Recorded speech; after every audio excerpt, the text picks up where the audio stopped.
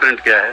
Blueprint में आपको कैमरे पे अभी कैसे बताऊं, ये तो बहुत ही निजी चीज है और मैं इस पे प्लान कर रही हूँ। एक आवाज जो संस्कृति और भक्ति का संगम है, और एक नाम जो बिहार की मिट्टी से उठा और पूरे देश में छा गया, मैथिली ठाकुर, जिनकी आवाज करोड़ों लोगों के दिलों तक पहुंचती है और अब वही आवाज राजनीति में गूंजने जा रही है। लेकिन सवाल ये है, क्या सच में मैथिली ठाकुर कुछ बदलाव लाएंगी या फिर बीजेपी के प्रोपेगेंडा का एक नया चैप्टर लिखा जा रहा है? मैथिली ठाकुर मधुबनी के एक सिंपल से फैमिली से बिलोंग करती हैं, जहां संगीत उनके संस्कारों का हिस्सा है।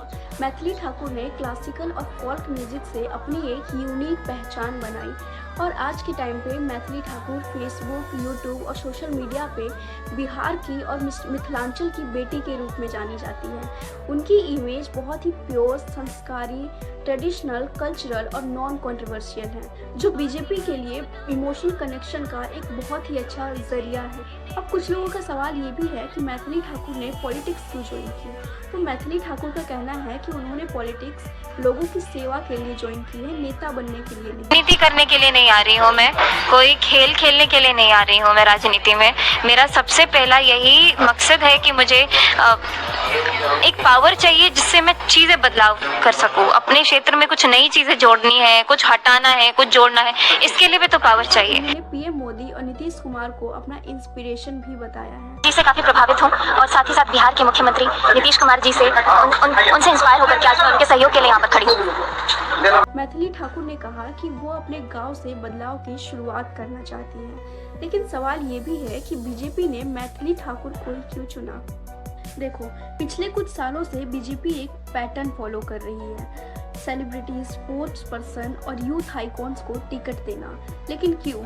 क्योंकि उनका एक ह्यूज फैन बेस होता है और लोग उनसे इमोशनली कनेक्ट होते हैं, और जब इमोशनल कनेक्शन होता है तो वोट्स अपने आप मिल जाते हैं। सोचो, जब एक नेता रैली में स्पीच देता है तो लोग बोर हो जाते हैं, लेकिन अगर वही मैथिली ठाकुर एक गाने के साथ अगर स्पीच देती है तो पूरा माहौल ही बदल जाएगा।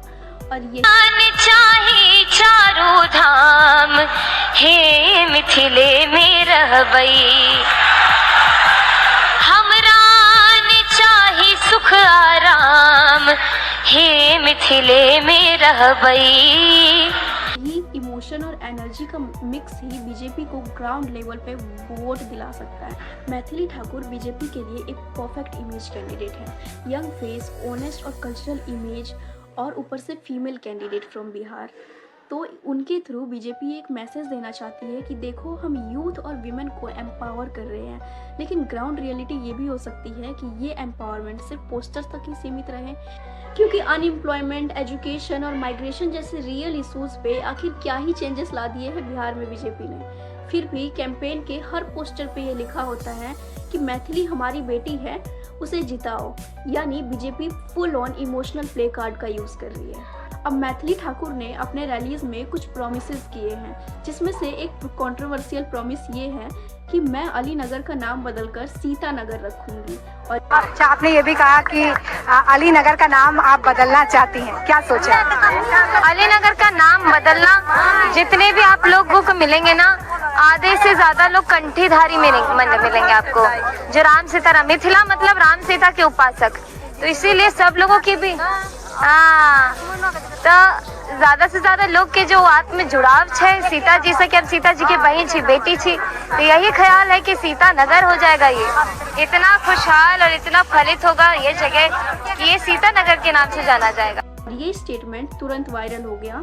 कुछ सपोर्टर्स का कहना है कि ये हमारे कल्चर की रिस्पेक्ट है, तो कुछ लोगों ने पूछा, क्या नाम बदलने से विकास होता है? मैथिली ठाकुर जी, मुझे आप लोगों को सिर्फ पूछना है, अलीनगर को सीतानगर बनाने से विकास नहीं होगा कि आपको पता है? आपने कभी अपने स्पीच में ये नहीं कहा कि आप अलीनगर को कैसे डेवलप करेंगे? नहीं, बिल्कुल आपने। तो अब सवाल ये भी है, क्या मैथिली ठाकुर सच में ऐसा कर सकती है? टेक्निकली एक एरिया का नाम बदलने के लिए स्टेट गवर्नमेंट और सेंट्रल अप्रूवल लेना होगा, यानी एक एमएलए या एमपी ये डिसीजन नहीं ले सकता। और अगर मैथिली ठाकुर फिर भी ये करना चाहती है तो बिना ब्यूरोक्रेसी और अप्रूवल के कुछ भी नहीं बदलेगा। और अगर वो इस इशू को अगर आगे पुश करती है तो इससे उन्हें रिलीजियस और पॉलिटिकल अपोजिशन का सामना करना पड़ सकता है, क्योंकि उनका फैन बेस सिर्फ एक कम्युनिटी का नहीं है। इससे उनकी इमेज सिंगर ऑफ यूनिटी से रिलीजियस पॉलिटिशियन में बदल सकता है और ये स्टेप उनके लिए बहुत ही बड़ा रिस्क हो सकता है, क्योंकि अलीनगर नाम के साथ कई कम्युनिटीज के सेंटिमेंट्स जुड़े हैं। तो ये एक इमोशनल इलेक्शन पिच ज़्यादा लगता है, ना कि एक प्रैक्टिकल प्लान। अब यहाँ कंफ्यूजन ये भी है कि ये स्टेटमेंट मैथिली का अपना थॉट था या बीजेपी का स्क्रिप्टेड मूव, क्योंकि एक रिपोर्ट के हिसाब से बीजेपी चाहती थी कि उनका कैंपेन रिलीजियस और कल्चरल आइडेंटिटी पे बेस हो ताकि हिंदू वोटर सेंटिमेंट एक्टिवेट हो। और अगर ऐसा है तो मैथिली का ये अलीनगर टू सीतानगर वाला स्टेटमेंट एक वेल प्लान्ड प्रोपेगेंडा लाइन थी, एक कल्चरल यूथ के जरिए एक इमोशनल मैसेज देना। अब बीजेपी में ये पैटर्न तो पहले भी देखा गया है। मनोज तिवारी, हेमा मालिनी, रवि किशन, गौतम गंभीर सबने अपने पॉपुलैरिटी के बेस पे टिकट्स लिए, लेकिन क्या उन्होंने अपने एरिया में ग्राउंड लेवल पे कुछ काम किया? नहीं। और ज़्यादातर केसेस में उनका रोल सिंबॉलिक रहा और इसीलिए लोग कह रहे हैं कि मैथिली ठाकुर भी अब बीजेपी की कल्चरल ब्रांड बन गई है, मतलब एक तरह से वोट मैग्नेट, ना कि रियल डिसीजन मेकर। नाउ अब देखते हैं कि मैथिली ठाकुर के इस मूव पे पब्लिक का क्या रिएक्शन है।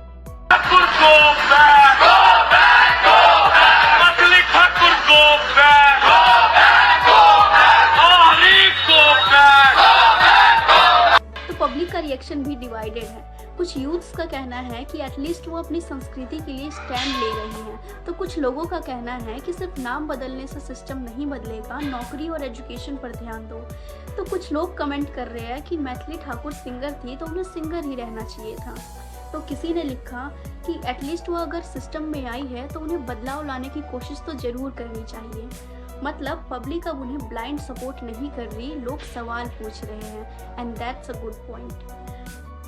भैया को टिकट दे रहा है, दौरी बिछाए हम लोग, कुर्सी लगाए हम लोग, बूथ कमेटी बनाए हम लोग, पन्ना प्रमुख बनाए हम लोग, कार्यकर्ता के सुख दुख में जाए हम लोग। और टिकट किसको मिलेगा? मैथिली ठाकुर को। उसका क्या योगदान है पार्टी में, आप बताइए। सूरत राय का टिकट क्यों काटा गया? जो मन से गाली दिया नरेंद्र मोदी के माँ को, उसको टिकट दिया गया, जिसका औराई विधानसभा से 80 किलोमीटर दूर का रहा है। और वो दलाल है नित्यानंद राय जो टिकट बेचा 6 करोड़ में। अभी लोग तो अब ये कहानी सिर्फ एक सिंगर की नहीं है, ये एक टेस्ट बन गई है एक यूथ लीडर के लिए। क्या मैथिली अपने सुरों की तरह राजनीति में भी असली मेलोडी लाएंगी, या उनका नाम सिर्फ बीजेपी के प्रोपेगेंडा के लिरिक्स में लिखा रह जाएगा? आवाज़ अभी भी उन्हीं की है, बस देखना ये है कि डायरेक्शन किसकी होगी। तो अब आप कमेंट में लिखकर बताओ कि मैथिली ठाकुर को लेकर आपकी क्या राय है और आप उन्हें कितना सपोर्ट करते हो, 100%, 50% या 0।